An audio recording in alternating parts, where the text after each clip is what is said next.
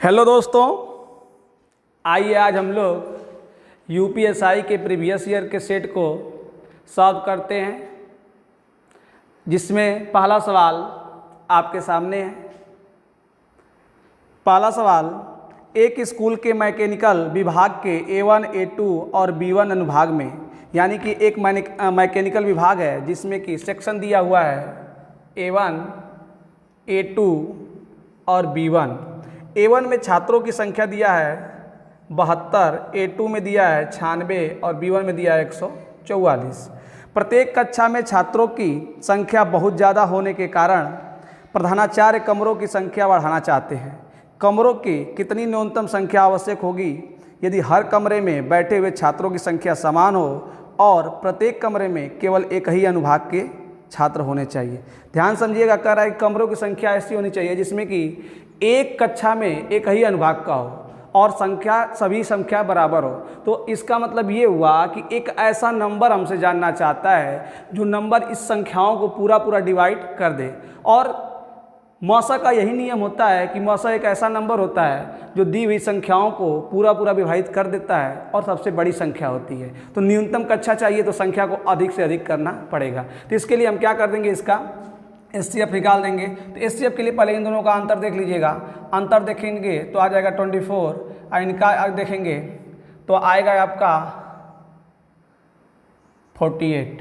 ठीक, अब देखिए जब भी ऐसा सामने आएगा आपके तो जो छोटा वाला उसी को चेक करिए। इसमें 24 जो आया, 24 एक ऐसा नंबर है जो कि प्रत्येक नंबर को पूरा काट दे रहा है, यानी कि ऐसे छात्रों की संख्या है जिसके द्वारा हम इनको भी तीन बांट लेंगे भाग में, इनको भी भाग में बांट लेंगे, इनको भी भाग में बांट लेंगे। तो 24 यानी कि एक क्लास में 24 एक विभाग का बैठाना पड़ेगा। तो जब एक अनुभाग का बैठाएंगे इसमें, तो अगर 72 बच्चे हैं 24 से बैठाएंगे तो कितने रूम की संख्या की जरूरत पड़ेगी? 3। इसी प्रकार से इसका निकालेंगे, 96 है 24 से करेंगे तो कितना आएगा? 4। और इसे 144 को 24 से बैठाएंगे तो कितना आ जाएगा? 6। यानी कि रूमों की संख्या हम लोग से पूछा है तो 3, 4, 3, 7, 7, 6, 13, यानी कुल रूमों की संख्या कितनी हो जाएगी? 13 हो जाएगी। ठीक है, आइए देखते हैं अगला क्वेश्चन। अगला सवाल है, विपरीत दिशाओं में चल रही दो ट्रेनें प्लेटफार्म पर खड़े एक आदमी को क्रमशः 54 सेकेंड और 1.5 मिनट में पार कर लेती हैं। अगर एक दूसरे को 74 सेकेंड में पार करती हैं तो उनकी गति का अनुपात कितना है? ध्यान दीजिएगा, इसको ऐसे सवाल को आप एलिगेशन से भी लगा सकते हैं। जब दोनों का अलग अलग दिया हो और एक साथ मिला के दे तो इसको एलिगेशन से भी हम लगा सकते हैं। शुरू में दिया था कि एक आदमी को एक है जो 54 सेकेंड में पार कर रही है और दूसरी वाली जो है आपकी 1.5 मिनट में, 1.5 मिनट में, मिनट यानी इसको भी हम सेकेंड में चेंज कर लेंगे।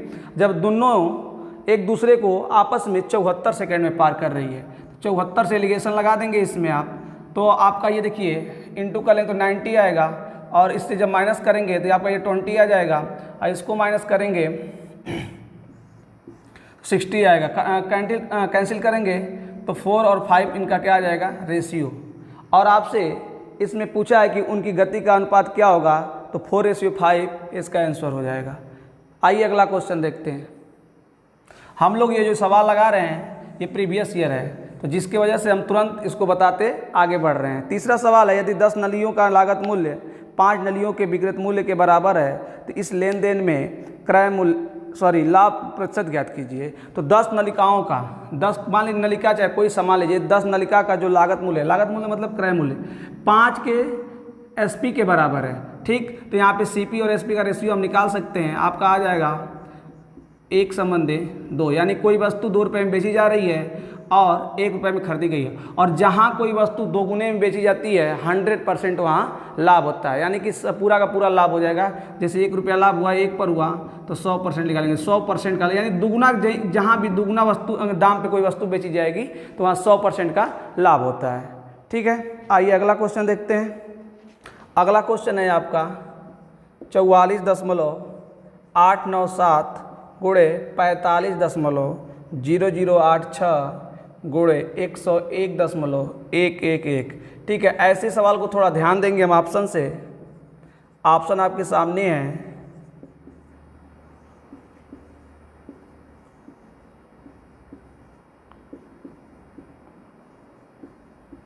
ठीक है।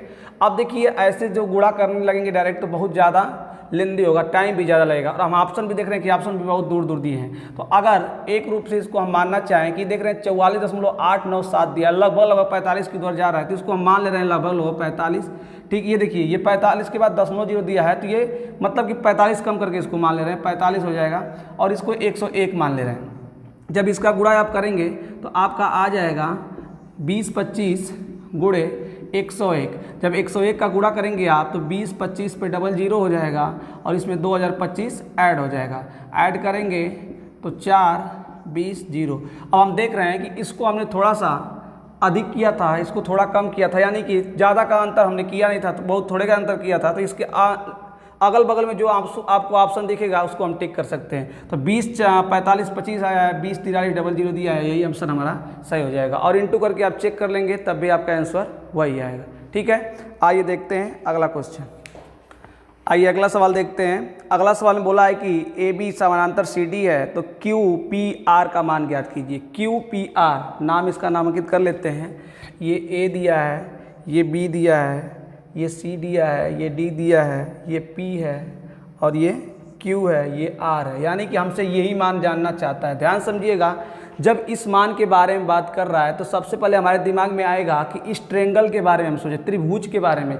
इस त्रिभुज के बारे में ध्यान से आप सोचेंगे तो कहेंगे यार अगर इसका मान पूछा है, अगर इन दोनों का मान मिल जाए चाहे इन दोनों का योग मिल जाए, बात को सुनिएगा ध्यान से, अगर एक्स वाई का अलग अलग मान मिल जाए या एक्स वाई का जोड़ मिल जाए तो हम तीसरे को निकालने के लिए 180 में से क्या कर लेंगे, माइनस कर लेंगे। ठीक, तो इस बात को थोड़ा ध्यान समझिएगा। जब बोला भी है यहाँ पे कि ये दोनों समांतर हैं, इसको एक तिर्यक रेखा ये कट कर रही है, तो आप जानते हैं कि जब दो समांतर रेखा को एक तिर्यक रेखा काटती है तो अंतः कोण यानी अंदर के जो कोण होते हैं ये वाले और ये वाले, इनका योग कितना होता है, 180 अंश होता है। यानी कि इन दोनों को जब आप जोड़ेंगे तो यहाँ पे देखिए जब जोड़ेंगे तो यहाँ से x + y होगा, यहाँ से x + y होगा, तो 2x + y का मान 180 अंश दे देगा। तो x + y का मान आपका आ जाएगा 90, यानी कि इन दोनों का योग आ गया 90। और किसी भी त्रिभुज में तीनों कोण का योग जो होता है 180 अंश होता है। जब ये दोनों 180 हैं तो ये सीधा कितने का हो जाएगा, 90 डिग्री, यानी कि इसका जो आंसर होगा 90 अंश हो जाएगा। ठीक है,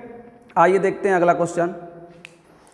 अगला क्वेश्चन है, पहले 5 महीनों के लिए विषम दिनों की संख्या ज्ञात करें अगर वर्णित वर्ष अधिवर्ष हो। ध्यान समझिएगा, ऐसे सवालों को तो रीजनिंग में पूछता है लेकिन मैथ में भी दे देता है। कह रहा है कि किसी भी वर्ष का, अधिवर्ष का मतलब होता है लीप वर्ष। लीप वर्ष यानी कि वह वर्ष जो 4 से डिवाइड हो, अर्थात उसमें फरवरी कितने दिन की हो, 29 दिन की हो। तो पूछा है कि विषम दिन, विषम दिन के लिए आप जानते ही हैं हम 7 से डिवाइड करते हैं। जनवरी में 31 दिन होते हैं, जब 7 से डिवाइड करेंगे तो बोला है कि शुरू के 5 महीने अर्थात जनवरी, फरवरी, मार्च, अप्रैल, मई, ठीक, इसमें होता है 31, और यहाँ पे अधिवर्ष है तो आपका हो जाएगा 29, ये आपका हो जाएगा 31, ये 30 और ये 31 हो जाएगा। इसमें से हम लोग से पूछा है। तो आप जब डिवाइड करेंगे इसको 7 से तो 7 चौका 28 होता है, तो यहाँ से बचेगा 3, यहाँ से बचेगा 1, यहाँ से 3, यहाँ से 2, यहाँ से 3, फिर इन सबको ऐड करेंगे 3 1 4 4 3 7, 7 से 7 खत्म हो गया, 3 2 5 बचा, यानी कि वर्ष के 5 महीनों के विषम दिनों की संख्या हमारी 5 आ जाएगी। अब चाहे आप सोचेंगे इसको अभी को जोड़ के भी 7 से डिवाइड करें तब भी 5 आएगा, चाहे जहाँ जहाँ उसका ऐड आपको मिलता है उसको कैंसिल करते जाइए, 3 2 5 मिल गया, यानी कि अधिवर्ष यानी लीप वर्ष में जो आपका शुरू के 5 महीने होंगे उसमें आपका विषम दिन की संख्या जो होगी 5 दिन होगी। ठीक है, आइए देखते हैं अगला क्वेश्चन। अगला दिया है, एक दुकानदार बच्चों के कपड़े की बिक्री पर 20% सीधी छूट प्रदान कर रहा है और फिर भी 30% का मुनाफा कमाता है। अंकित मूल्य पर कितने प्रतिशत की वृद्धि की गई है। देखिए ऐसा सवाल जब भी आए, बिक्री की छूट की बात करें या लाभ हानि की बात करें, अर्थात उसमें अंकित मूल्य की बात हो और क्रय मूल्य की बात हो, तो फार्मूला होता है, उससे कर देंगे तुरंत हो जाएगा। CP बराबर होता है 100 माइनस डिस्काउंट, यहाँ पे आपका होता है MP, और यहाँ पे होता है 100 प्लस माइनस, अगर प्लस लेंगे तो प्रॉफिट लेंगे, माइनस लेंगे तो लॉस लेंगे। ठीक है, इसमें हमेशा माइनस आता है क्योंकि डिस्काउंट को हमेशा माइनस से करते हैं। CP हम लोग को मालूम करना है, अंकित मूल्य पर कितने प्रतिशत की वृद्धि की गई है। ठीक है, तो MP/CP इसका कोई मान नहीं, तो रहने दीजिए, CP/MP हो जाएगा। डिस्काउंट आपका दे रहा है 20% का, यानी कि 100 माइनस 20, और आपका प्रॉफिट जो हो रहा है 30% का, तो प्लस ले लेंगे 100 प्लस 30, इसको अगर करेंगे तो ये 80 हो जाएगा और 130 हो जाएगा। देखिए MP यानी कि अंकित मूल्य आपका दिया है 130, CP यानी क्रय मूल्य आपका दिया है 80, यानी 130 की वस्तु कितने में खरीदी जा रही है 80 की, तो कितने का छूट हुआ 50 का, कितने पर 130 गुणे 100, 0 से 0 कट जाएगा, 500 आ जाएगा, 500 बटे में 13 डिवाइड कर लेंगे और आपका ऑप्शन आ जाएगा 62.5। 62.5 आपका सही आंसर हो जाएगा। इसको काट पीट लीजिएगा, 62.5 सही हो जाएगा। आइए देखते हैं अगला सवाल। अगला है उस अनुपात को ज्ञात करें जिसमें एक 192 रुपये प्रति किग्रा का मिश्रण को 150 रुपये प्रति किग्रा के वाले मिश्रण के साथ इस तरह मिलाया जाए ताकि अंतिम मिश्रण को 194 रुपये 40 रुपये प्रति किग्रा पर बेचा जाए तो 20% का मुनाफा हो। ठीक है, देखिए ऐसे सवाल जब हैं यानी कि किसी दो चीज़ को हम आपस में मिलाएं और मिला के उनको बेचें तो वहाँ पे एलिगेशन लगाते हैं। ठीक, तो यहाँ पे बात ध्यान रखिएगा कि जब यहाँ पे दोनों वस्तु का क्रय मूल्य दिया हो तो बीच में एलिगेशन लगाते समय भी वो वस्तु जो बेचेंगे वो भी वस्तु का क्रय मूल्य होना चाहिए। अगर विक्रय मूल्य दे दिया है तो हम पहले उसका क्रय मूल्य निकालेंगे। ठीक है, जिसमें से आप देख रहे हैं कि एक वस्तु 192 रुपये प्रति किग्रा वाली है, एक वस्तु 192 रुपये प्रति किग्रा वाली है और दूसरी वाली आपकी 150 रुपये किग्रा वाली है। इन दोनों को जब हम मिला रहे हैं तो मिलाने के बाद 194 रुपये 40 पैसे में बेच रहे हैं, यानी कि ये तो क्रय मूल्य दिया था तो ये भी क्रय मूल्य होना चाहिए, तो बेच रहे हैं यानी कि, और बेचने पर 20% का लाभ हो रहा है। और आपको मालूम है कोई वस्तु अगर 100 के मानते हैं तो लाभ बराबर 20% रहता है, तो SP कितना हो जाता है 120%, यानी 120% का मान दिया है 120 और गुणे आपका क्रय मूल्य अगर ज्ञात करना होगा तो 100 से इंटू कर देंगे। 100 से इंटू करेंगे यहाँ पे तो एक 0 से एक 0 कट जाएगा, 12 से आप कटाएंगे तो 12 एक कम 12, 7 बचेगा, 12 छक 72, 12 दूना के 24, यानी कि आपका ये हो जाएगा 162 रुपये। ठीक है, और एक बात और ध्यान रखिएगा, जो भी ये मिश्रण वाला होता है एक राशि से बड़ा और दूसरी राशि से छोटा होता है, ये भी चेक कर लीजिएगा यार। ठीक, जब इसका हम जल्दी से माइनस कर लेंगे आपका, तो माइनस करने पे ये आपका 12 आ जाएगा और ये आपका कितना आ जाएगा 30 आ जाएगा। कैंसिल कर लीजिए तो 6 दूना के 12, 6 5 30, यानी 2:5, 2:5 के रूप में हम मिला के अगर उसको बेचें तो 20% का हमको क्या हो जाएगा लाभ हो जाएगा, 2/5। ठीक है, आइए देखते हैं अगला क्वेश्चन।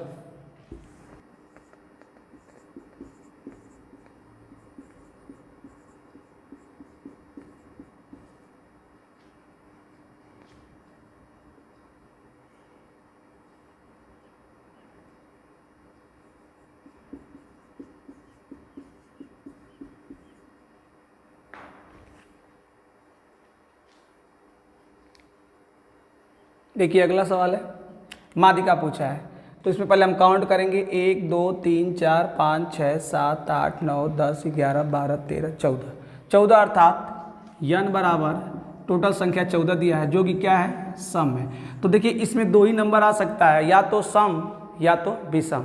तो पहला तो काम इसमें ये होगा कि इन संख्याओं को हम क्या करें, या तो आरोही क्रम में अर्थात बढ़ते क्रम, या तो अवरोही क्रम अर्थात घटते क्रम में इसको हम व्यवस्थित कर लें।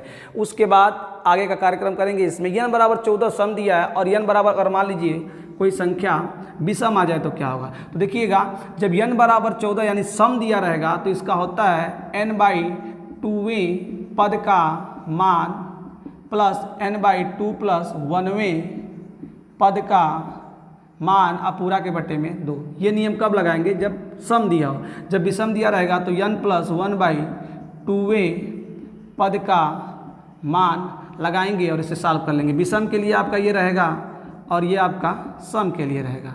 क्लिक इन सब, लेकिन इन सबसे पहले इसको क्या करना पड़ेगा, या तो आरोही या तो अवरोही। ठीक, तो हम व्यवस्थित करते हैं, देखते हैं -3 -1 0, ठीक, 2 2 2 5 5 1 2 3 4 5 6 6 6 1 2 3 4 5 6 7 8 9 10 11 12 13 14। ठीक, अब काउंट कर लेंगे किधरों से। तो अब देखिए यहाँ पे n बराबर 14 दिया है तो n का मान यहाँ पे रखेंगे तो 14/2 यानी 7वें पद का मान अब प्लस 8वें पद का मान प्लस 8वें पद का मान। अब पूरे के बटे में क्या हो जाएगा 2। काउंट करिए 1 2 3 4 5 6 7, यहाँ पे आएगा और यहाँ पे 8 आएगा, यानी 2 और 5 को हम जोड़ लेंगे और उसमें 2 से क्या कर देंगे भाग दे देंगे, यानी 7 में 2 से भाग देंगे तो 3.5 क्या आ जाएगा माध्यिका आ जाएगा। ठीक, यानी माध्यिका निकालने के लिए आपको सबसे पहला काम, काउंट करिए नंबर को, कितनी संख्या दी हुई है। अगर सम है तो ये फार्मूला लगाइए, n/2वें पद का मान प्लस n/2 + 1वें पद का मान पूरा के बटे में 2। अगर विषम है तो n + 1/2वें पद का लगाइए और तुरंत फिर काउंट कर लीजिए आरोही करने के बाद। ठीक है, आइए देखते हैं अगला सवाल। अगला सवाल है y/z बराबर 1/3। ठीक है, ऐसे सवाल जब भी आपके सामने आएंगे तो जो उसके आगे नंबर दे रहेगा वही उसका मान मान लीजिएगा। y का मान 1 और z का मान 3। पुट करिए जल्दी से, 1 रखेंगे, ये 3 का करेंगे 27 हो जाएगा। यहाँ पे 1 का करेंगे तो 1 आएगा, यहाँ पे 3 का करेंगे तो 27 आ जाएगा। ठीक है, बीच में डिवाइड है। ऐसे सवाल ठीक, जब भी आप सॉल्व करिएगा तो एक बार नज़र कर लीजिएगा ऑप्शन की ओर। यहाँ पे आंसर आपका कंफर्म रूप से माइनस में आने वाला है, तो माइनस में देख लेंगे कौन कौन ऑप्शन दिए हुए हैं। ठीक है, और इसमें ऐड करके करेंगे तो ये आपका 28 हो जाएगा और ये बटे में कितना आ जाएगा -26। कैंसिल कर लीजिए तो 14 बटे क्या आ जाएगा 13 माइनस में आएगा। तो ऑप्शन चेक कर लेंगे, अगर कई ऑप्शन में दिया तो उसी को कर सकते हैं, वरना सॉल्व करने में भी टाइम नहीं लगेगा। ठीक है, आइए देखते हैं अगला सवाल। 99 सही 56/36 × 72 को सॉल्व करना है। ठीक है, अभी देखिए इसको अगर आप संयुक्त भिन्न को साधारण भिन्न में बदल के गुणा भाग करेंगे तो ज़्यादा टाइम लगेगा। आप ध्यान दे सकते हैं थोड़ा सा यहाँ पे कि ये पूरा 100 नहीं है, 99 के बाद दशमलव में करके कुछ आएगा। ठीक, तो दशमलव के बाद जब कुछ आएगा आपका इसमें, तो इसमें आप ध्यान दे सकते हैं कि अगर ये पूरा 100 रहता तो 72 का गुणा करते तो 7200 आता, अर्थात 7200 से थोड़ा सा कम आएगा। थोड़ा सा कम के ऑप्शन में हम देख रहे हैं कि थोड़ा सा कम में केवल एक ही ऑप्शन है, वरना सभी तो ज़्यादा हैं इसमें, अर्थात यही आपका ऑप्शन क्या हो जाएगा, सही हो जाएगा। ठीक है, 99 इसका मतलब भी होता है 99 प्लस इतना, 99 में कुछ ऐड करेंगे तो आपका 72 से गुणा करना पड़ेगा, तो 71 98 आएगा, क्योंकि 7200 तो पूरा हो नहीं पा रहा है, तो इससे आप सॉल्व कर सकते हैं। आइए देखते हैं अगला सवाल भी आपके सामने है। 3 करणी में 16 एक क्या है? 3 करणी में 16 एक क्या है? अपरिमेय संख्या है, काल्पनिक संख्या है, पूर्णांक है, अभाज्य है। अभाज्य आपको मालूम है कि अभाज्य क्या होता है कि वे संख्या जो 1 से कटे और स्वयं से कटे, 1 से कटे और स्वयं से कटे। उससे पहले आपको हम बता दें परिमेय संख्या, अपरिमेय संख्या। अपरिमेय संख्या को पहचानने के लिए ध्यान दीजिएगा, अगर कोई संख्या करणी में लिखी हो तो करणी में अगर उसका वर्गमूल न निकल पाए, करणी में से अगर उसका वर्गमूल न निकल पाए तो वह संख्या 100% पूरी क्या होगी, अपरिमेय संख्या होगी।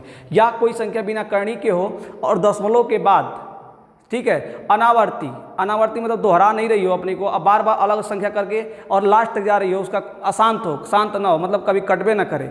अगर कोई संख्या दशमलव के बाद कट के, जैसे कि ध्यान दीजिएगा इस पर कि मान लीजिए किसी संख्या को हम डिवाइड किए और 3.6 ऐसे करके आने लगा, तो ध्यान रखिएगा ऐसी संख्या जो होती है आपकी परिमेय होती है। लेकिन अगर 3.6 7 3 2 5 1 6 मतलब अलग अलग आए तो ऐसी संख्या क्या होती है, अपरिमेय होती है। तो इसमें आप ध्यान दे रहे हैं कि 16 का वर्गमूल निकल जाएगा, तो 3 गुणे क्या हो जाएगा आपका, देखिए वर्गमूल में। और एक विशेष ध्यान रखिएगा कि जब भी करणी से बाहर कोई संख्या आती है तो हमेशा प्लस और माइनस के साथ आती है, तो प्लस माइनस 4 आएगा। और प्लस माइनस में ऑप्शन के हिसाब से आप देख ही सकते हैं, पूर्णांक ऐसी संख्या होती है जो प्लस में होती है, माइनस में होती है, और बिना प्लस माइनस के 0 के साथ भी होती है। तो ये प्लस माइनस आ गया, तो ये आपका जो ऑप्शन नंबर सी है पूर्णांक, वो आपका ऑप्शन सही हो जाएगा।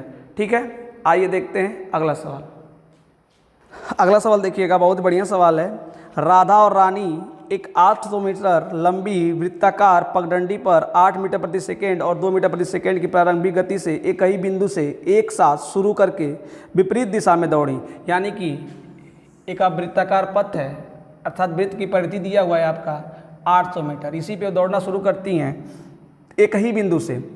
मान लीजिए यहीं से दौड़ना शुरू की, एक 8 से जा रही है और एक 2 से जा रही है। जब ये 2 से इधर जा रही है, ये 8 से इधर जा रही है, तो दोनों विपरीत जा रही है, तो आपका क्या होगा, इसमें चाल जुट जाएगा। ठीक, तो कह रहा है कि जब दौड़ी जब भी वे मिली, राधा की गति आधी हो गई और रानी की गति दोगुनी हो गई, तो कितना समय के बाद वे तीसरी बार के लिए मिलेंगी, यानी तीसरी बार कितना समय के लिए, कितने समय बाद मिलेंगी, ये हमको बताना है। तो आप बताइए, पहले ये चाल 8 से जा रही थी, ये 2 से जा रही थी, विपरीत में जा रही हैं, जोड़ लीजिए, जोड़ेंगे तो 10 मीटर प्रति सेकेंड हो जाएगा। यानी पहली बार 10 मीटर, जब पहली बार वो मिलेंगी तो 800 के दूरी को 10 के चाल से तय करेंगी और 8 सेकेंड में मिल जाएंगी, 80 सेकेंड में। 800 को डिवाइड कर दीजिएगा, 80 सेकेंड आएगा। 80 सेकेंड में वो क्या होंगी, मिल जाएंगी। लेकिन आगे शर्त का है कि जब वो मिल रही हैं तो राधा की गति आधी हो गई, रानी की गति दुगनी। राधा की गति आधी, राधा गति आपका कितना दिया हुआ था 8, तो आधी हो गई, यानी इसकी गति जो हो गई 4 हो गई, और इसकी कितनी हो गई 4 हो गई, इसकी आधी हो गई, इसकी दोगुनी हो गई। यानी कि जब दूसरी बार मिलेंगी वो, तो ये देखिए 4 4 से चलेंगी, दूरी तो वही रहेगी, यानी 4 4 8 से जाएंगी, 8 से जाएंगे तो कितना समय लग जाएगा 100 सेकेंड लग जाएगा। ठीक, अब तीसरी बार के बारे में बात कर रहा है, तो इसकी चाल फिर से आधी हो जाएगी, आधी करेंगे आप तो 2 हो जाएगी, इसकी दोगुनी करेंगे तो 4 दूना के 8 हो जाएंगी। यानी आपकी एक की चाल दोगुनी हो जाएगी, आधी हो जाएगी, इसकी दोगुनी हो जाएगी, तो दोगुनी करेंगे तो 8 हो जाएगी। फिर जब लगाएंगे तो 800 बटे में 8 2 10, यानी कि निकालेंगे तो कितना आ जाएगा आपका 80 सेकेंड आ जाएगा।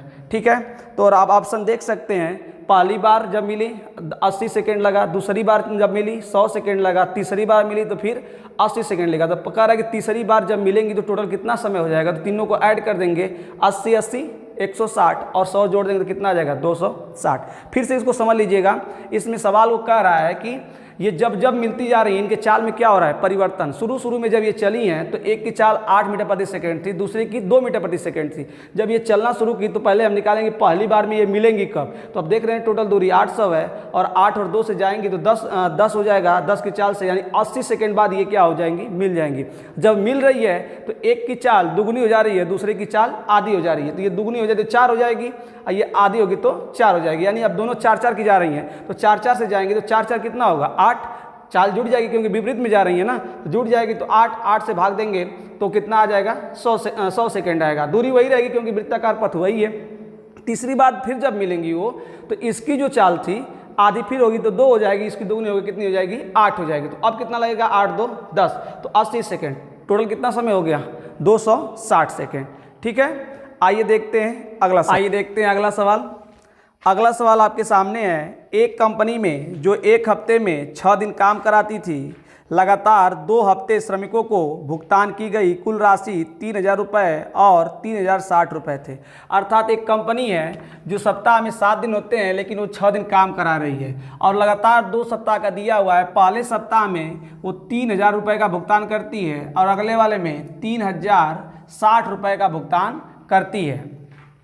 अगर 10 पुरुष 8 महिला सदस्यों ने पहले सप्ताह में काम किया, अर्थात 10 पुरुष और 8 महिला, जब आपका एक प्रकार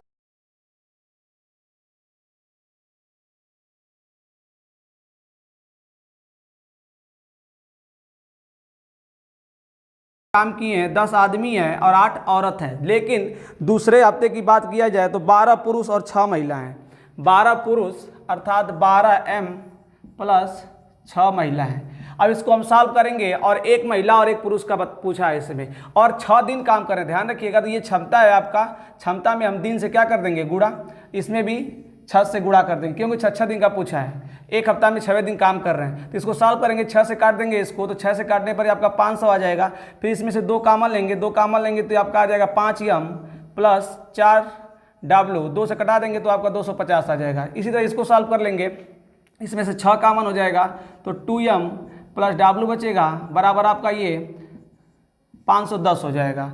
ठीक, और 6 से फिर इसको डिवाइड कर सकते हैं, तो 5 1 6 और कट जाएगा तो 2m प्लस w बराबर 8 छक 48 और 6 5 30, 6 5 30, 8 छक 48, 48 3 51। अब 2 इक्वेशन हमारे पास हो गया, दोनों इक्वेशन को आप सॉल्व कर सकते हैं। यहाँ पे देख रहे हैं w है, यहाँ पे 4w है, यहाँ पे w है, 4 से गुणा करा दीजिए, 4 दूना के 8m प्लस 4w बराबर 4 5 20, 4 8 32, 32 2 34। दोनों इक्वेशन को हम सॉल्व कर लेंगे, इसमें से इसको माइनस कर देंगे, इसमें से इसको माइनस करेंगे तो 4w से 4w कैंसिल हो जाएगा, 8m में से 5m घटेगा तो 3m बचेगा, 3m ये आपका हो जाएगा। और यहाँ पे देखिए 340 है और 250 है, तो यहाँ से 50, यहाँ 40, 90 आ जाएगा, और m बराबर आपका आ जाएगा 30।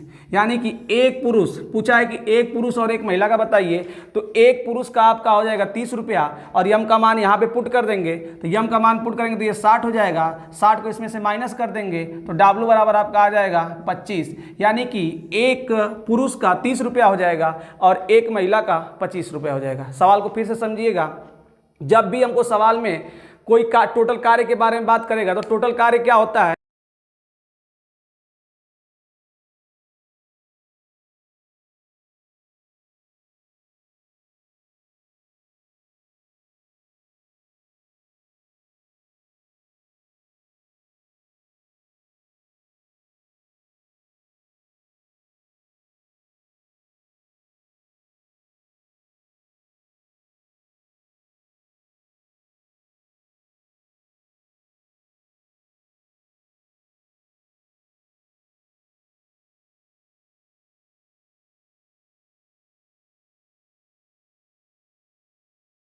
25 मिलेगा। ठीक है, आइए देखते हैं अगला क्वेश्चन।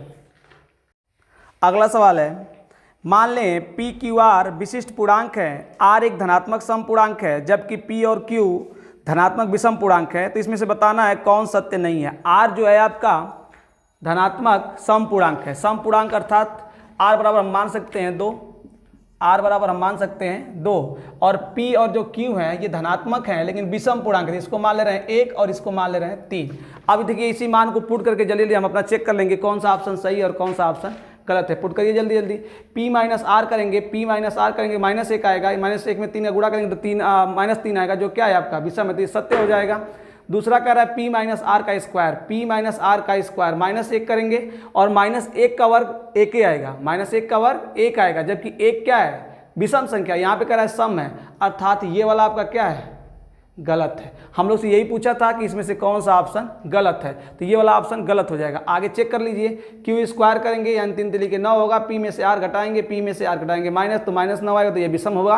पी माइनस क्यू करेंगे, पी माइनस क्यू करेंगे तो यहाँ से -2 आएगा, 2 दूना के 4, 4 दूना के 8, 8 भी क्या है सम है, अर्थात ये तीनों आपके सही हैं और दूसरा आपका क्या है गलत है, तो आपका दूसरा ऑप्शन गलत हो जाएगा। पुट करके इसमें जरूरी नहीं है कि जो मान ये उसी को आप रखिए, कोई भी आप मान सकते हैं। हाँ, जो आर होना चाहिए धनात्मक सम होना चाहिए और पी और क्यू धनात्मक विषम होना चाहिए, क्योंकि सवाल में ये बोला है। ठीक है, आइए देखते हैं अगला सवाल।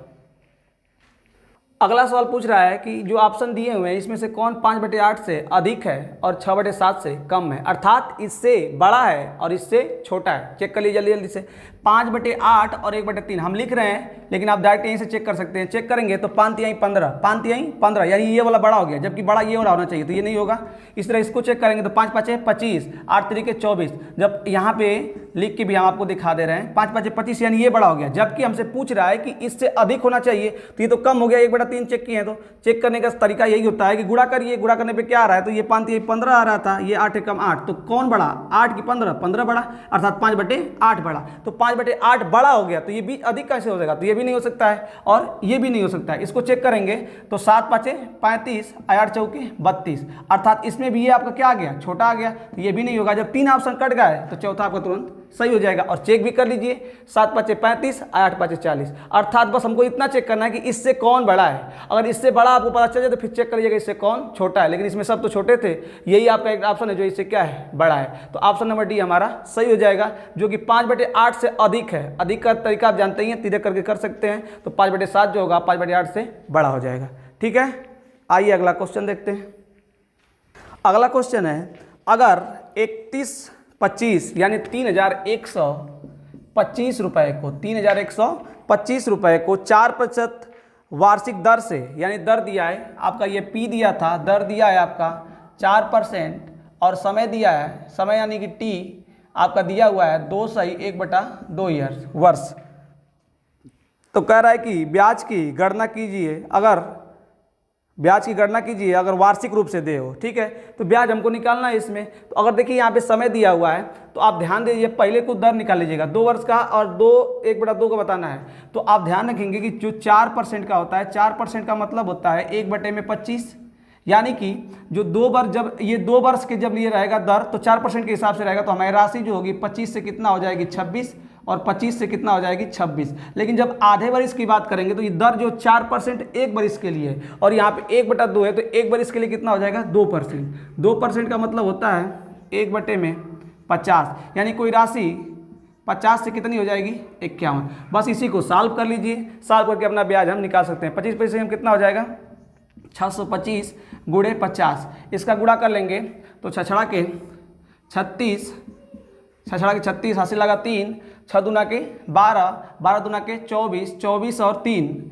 24 3 27 को 7 हासिल लगा 2, 2 दूना के 4, 4 2 6, 676 हो जाएगा। ठीक है, 676 गुणे 51 कर लेंगे। इसके बाद हम चेक कर सकते हैं और ऑप्शन पे भी जा सकते हैं। यहाँ पे हम देख रहे हैं कि इसका गुणा होगा तो 5 5 25, 5 दूना के 10, 5 5 25, 5 दूना के 10, 2 12, 5 6 30, 1 31, 31 50 आ रहा है, और जो मूलधन दिया था 31 5 25 दिया था, इससे तुलना जब करेंगे तो हम साफ साफ देख रहे हैं कि 10 गुना है। 10 गुना अर्थात हम ऑप्शन भी चेक कर सकते हैं कि वह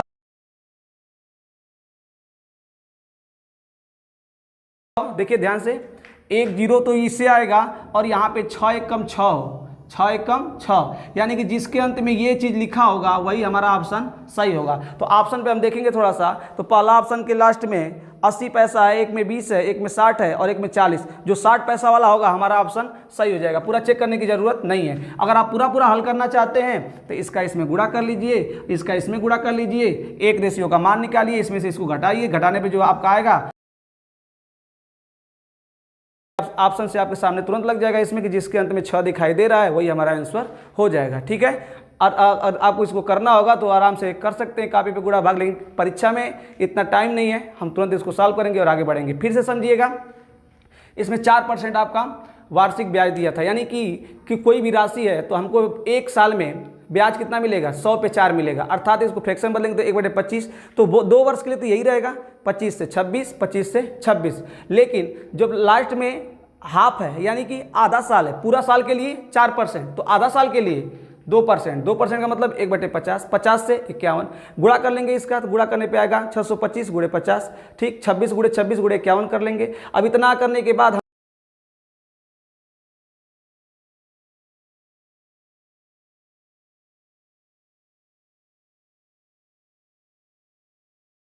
6 एकम 6, और यहाँ पे कितना है 0, ध्यान समझिएगा, 6 एकम 6, यहाँ पे कितना है 0। जब 6 एकम 6 में से 0 को माइनस करेंगे तो लास्ट में 6 बचबे करेगा। ऑप्शन में हम चेक कर लें किसके लास्ट में 6 है, वही हमारा आंसर सही हो जाएगा। तो एक ही ऑप्शन है जिसके लास्ट में 6 है और वही ऑप्शन आपका सही हो जाएगा। आइए देखते हैं अगला क्वेश्चन। अगला सवाल देखते हैं। अगला सवाल है, 60 किलोमीटर की दूरी तय करने में आमिर सलमान से 4 घंटा अधिक लेता है। अगर आमिर अपनी गति दुगुनी कर देता है तो वह सलमान से 2 घंटे कम समय लेता है। ध्यान समझिएगा, दूरी हमारी दिया है 60 किलोमीटर, ठीक है, इसको तय कर रहा है आमिर और सलमान। आमिर और सलमान कह रहा है कि पहले क्या था कि अगर 4 घंटे अधिक ले रहा था आमिर सलमान से, आमिर की गति दोगुनी कर दी जाए, गति दोगुनी कर दे रहे हैं, यानी कि आमिर की गति अपनी गति दुगनी कर लेता है। आमिर की गति मान लीजिए कि पहले 1 था, इसको ये क्या कर लेता है 2, तो समय इसका क्या हो जाएगा 2 से 1, समय इसका क्या हो जाएगा 2 से 1। तो पहले जब था तो 4 घंटे अधिक लग रहा था, अब क्या है 2 घंटे कम लग रहा है, यानी कि दोनों एक प्लस में आ रहा है। ध्यान समझिएगा, 4 घंटे अधिक मतलब प्लस में आ रहा है, 2 घंटे कम यानी माइनस में आ रहा है। अगर इसके बीच का हम अंतर पूछेंगे तो आप कहेंगे कि इसके बीच का अंतर होगा 6 घंटे। ध्यान समझिएगा, इसके बीच का अंतर हम पूछ रहे हैं। मान लीजिए कोई मेन पॉइंट है, मेन पॉइंट से कोई 4 दूरी इधर है और मान लीजिए माइनस है, ऊपर कोई दूरी ले लीजिए, जैसे कि ऊपर की दूरी हम प्लस में लेते हैं, नीचे की दूरी माइनस में, तो एक दूरी दिया है प्लस में, ऊपर प्लस में है, नीचे माइनस में। अगर हम पूछे कि दोनों के बीच की दूरी कितनी है तो टोटल दूरी कितनी हो जाएगी 26, और यहाँ पे देख रहे हैं कि अंतर कितने का हो रहा है, तो 1 रेशियो का। तो 1 रेशियो का मान साफ कितना दे दिया है, 1 रेशियो का मान आपका दे दिया है 4 2 6, 1 रेशियो का मान 6 दे दिया है, तो 2 रेशियो कितना हो जाएगा,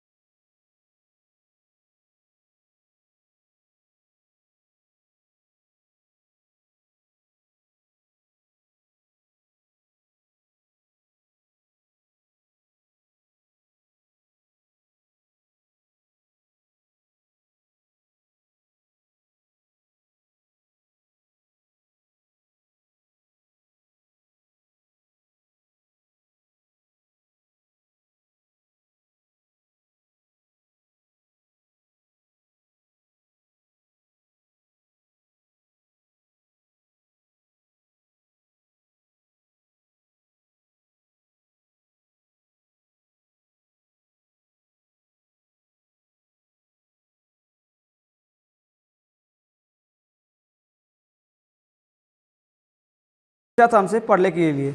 ठीक है, आइए अगला सवाल देखते हैं।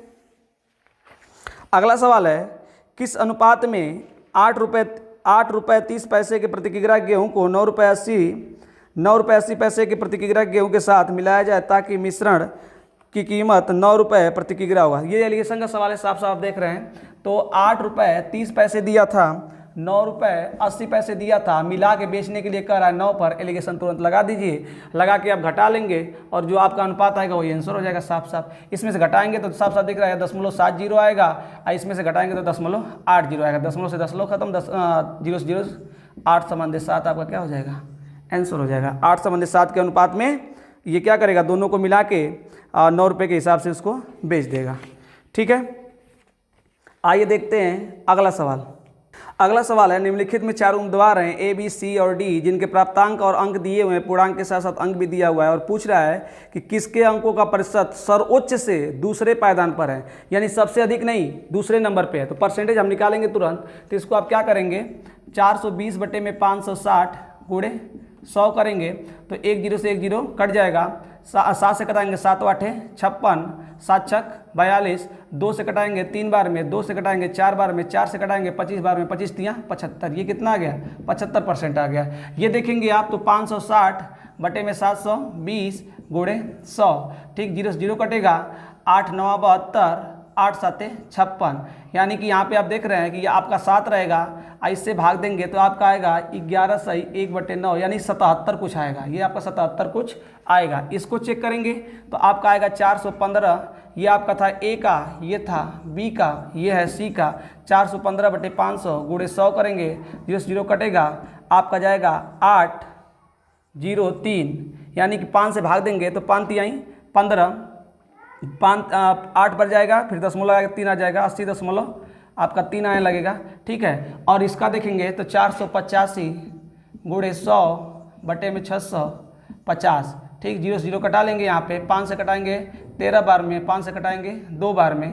ठीक, अब यहाँ पे आप देख लेंगे कि 2 5 10, 2 8 16 1 17, 2 चौके 8 1 9, 2 5 10, 2 8 16 1 17, 2 चौके 8 1 9, 13 से भाग देंगे, 13 7 91, 7 से शुरू हो रहा है और हमसे पूछा है 13 7 91, थोड़ा सा और बढ़ा लीजिए, चेक करना है सही से, तो 6 0, 13 5 65, 5 बार जेबे नहीं करेगा, 13 5 65 होता है, 4 आएगा कुछ, तो 74 कुछ आ रहा है, ये 77 आ रहा है, ये आपका 75 आया था। ठीक है, आपका ये 25 75 आया था, ये 80 आया। तो हमसे पूछा है कि सर्वोच्च से दूसरे पे, तो सबसे पहला पे तो ये है 80, इससे कम पे कौन है 77, ये तो 75 था, ये 77 है, ये 77 से कम में है, तो बी ऑप्शन आपका क्या हो जाएगा सही, यानी कि बी वाला जो है वो क्या है, सर्वोच्च से दूसरे पायदान पे है। पहला पे पूछता तो सी वाला आता, लेकिन दूसरे पे कौन है, बी वाला है। ठीक है, आइए देखते हैं अगला क्वेश्चन।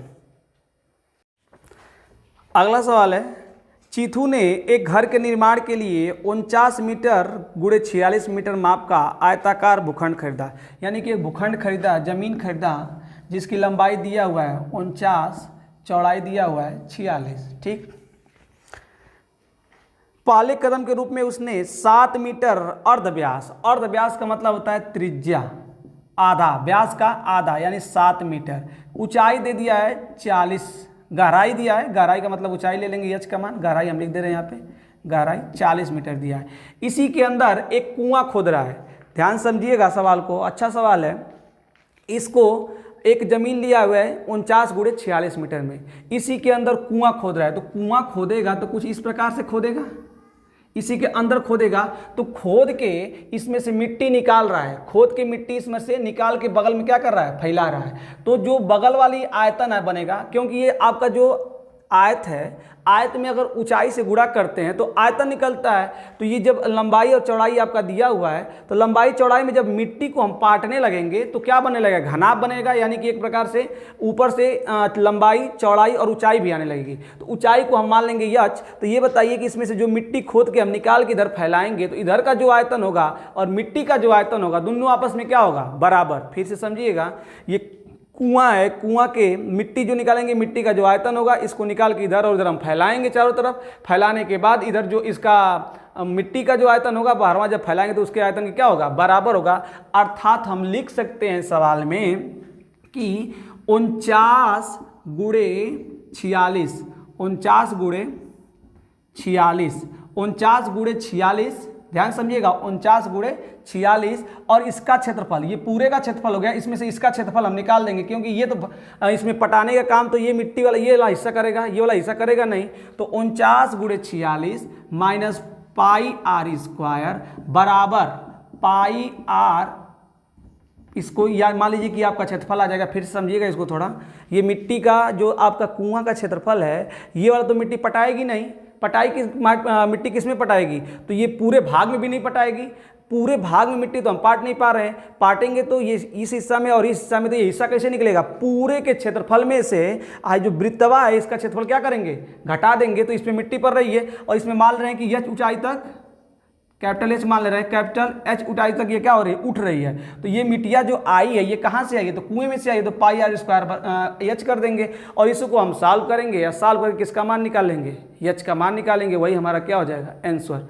ध्यान समझ लीजिए फिर से, इसमें हमको कुआं खोद के मिट्टी निकालनी है, मिट्टी को निकाल के अगल बगल फैलानी है। तो मिट्टी का जो आयतन आएगा, जहां अगलियां बगलियां की जो जगहियां फैला रहे हैं उसके आयतनवा के बराबर होगा। तो आयतन है तो लंबाई और चौड़ाई दिया है। देखिए यही आपका जमीन दिया हुआ है, भूखंड है। तो अब हम कितने दूर क्षेत्रफल में फैला रहे हैं, तो पूरे क्षेत्रफल में तो हम फैला नहीं रहे हैं। ये कुआं तो कुछ जगह छेका है ना, तो कुआं का जो मुहां का क्षेत्रफल है उसको हम माइनस करेंगे और माइनस करने के बाद जब पूरे के क्षेत्रफल में से इसका माइनस करेंगे तो ये वाला और ये वाला क्षेत्र हिस्सा बच जाएगा। इसमें एच से गुणा करेंगे तो आयतन निकलेगा। ये आयतन किसके बराबर होगा, मिट्टी से कुएं से निकले मिट्टी के आयतन के बराबर। इसको हम सॉल्व कर लेंगे।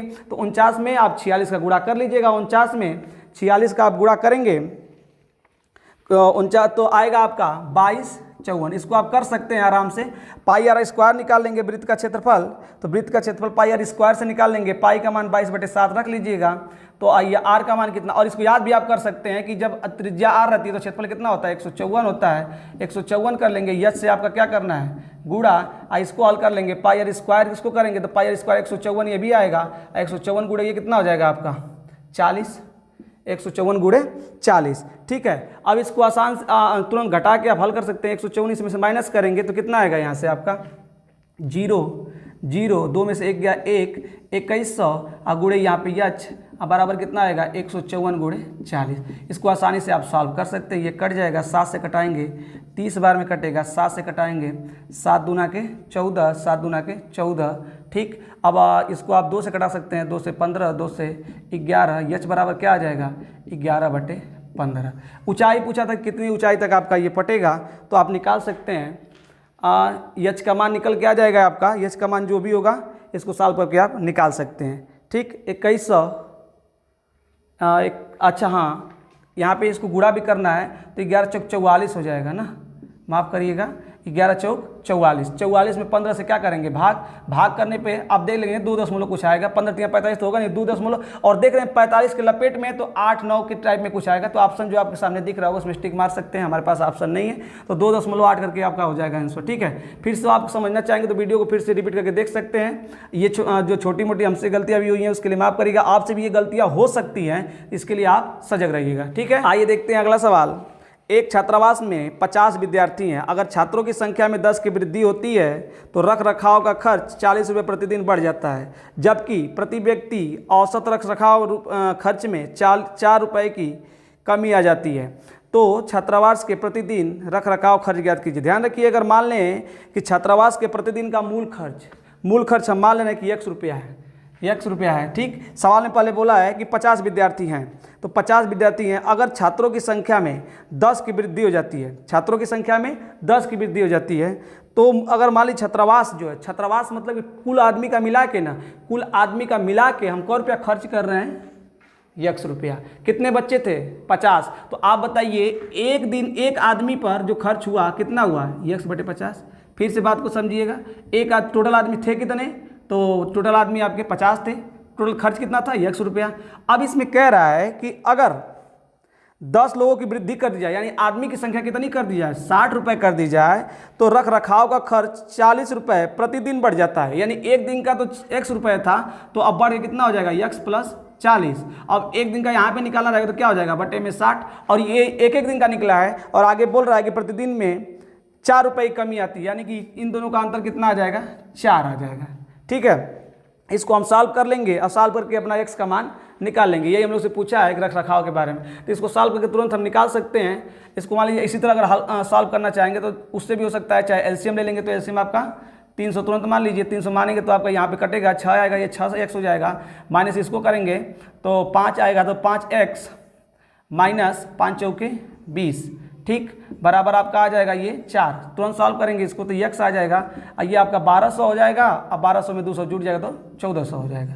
यक्स का मान कितना आ जाएगा 1400। ठीक, एक एक दिन का अंतर ये दिया हुआ था। पहले क्या बोला है, टोटल खर्च मान लिया x रुपया, तो एक दिन का क्या हो जाएगा x/50। अब इसमें कह रहा है कि टोटल रख रखाव का जो खर्च था 40 पे बढ़ जाए तो x + 40 और लोग की संख्या 60 हो जाए तो एक दिन का कितना हो जाए एक लोग का, तो भाग दे देंगे एक लोग के लिए। फिर अंतर करा कि 4 रुपये प्रति लोग पे हो जा रहा है तो अंतर करके निकालेंगे, x का मान कितना आ जाएगा 1400 हो जाएगा। ठीक है, आइए देखते हैं अगला सवाल का मान ज्ञात करें जो 5, 12, 29, 57, 5, 12, 29, 57 में से प्रत्येक से जोड़ा जाना चाहिए ताकि समानुपात में हो जाए। देखिए इसको ऑप्शन से भी आप कर सकते हैं और वरना हल भी कर सकते हैं। प्रत्येक में जोड़ें तो मान लीजिए अगर वह संख्या x है तो 5 + x बटे में 12 + x बराबर 29 + x बटे में 57 + x। ठीक है, इसमें करना है और यह अनुपात आपका क्या आना चाहिए, बराबर आना चाहिए। तो ऑप्शन आपका दिया है 5, 4, 2, 3। ऑप्शन करेंगे ज़्यादा बेटर होगा। अगर 5 करेंगे तो 5, 5, 10 और ये कितना आ जाएगा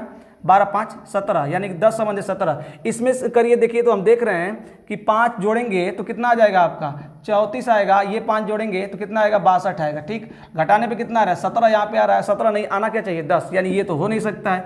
इसी तरह 4 से चेक करेंगे तो 4 रखेंगे तो 5, 4, 9 बटे में 12, 4, 16, 16 करेंगे यानी कितना आ जाएगा आपका 9/16 आया। इसको करेंगे 4 जोड़ेंगे तो 30, 3, 33 हो जाएगा। अब बटे में जोड़ेंगे तो 4 तो 61 हो जाएगा। ठीक, तो ये अब देख रहे हैं कि ये अनुपात बराबर है, ये नहीं तो ये भी नहीं हो सकता है। इसी तरह 2 से चेक करेंगे तो 7 आ जाएगा और 14 आ जाएगा। इसको करेंगे तो 31 आ जाएगा और 2 करेंगे तो 59 आएगा, ये भी अनुपात बराबर नहीं है। अब 3 रखेंगे तो 3 रखने पर आपका कितना आएगा 8 आएगा, ये 15 आएगा।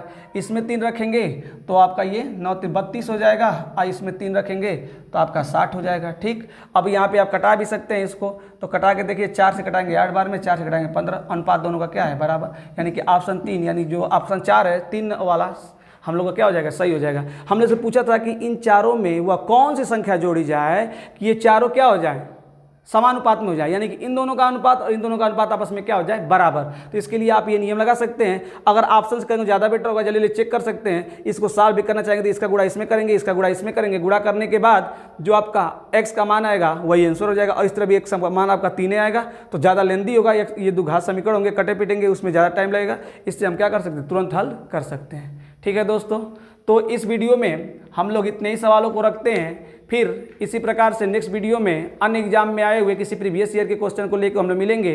क्वेश्चन अच्छा लगे तो इस वीडियो को बार बार देखें और इसमें के क्वेश्चन को आप वीडियो रोक रोक के सवाल को लगाएं। अगर इसमें कोई भी कमी दिखे वीडियो की तो कमेंट बॉक्स में जरूर हमें बताएं, जिसे हम सुधारने का प्रयास करेंगे। तब तक के लिए जय हिंद।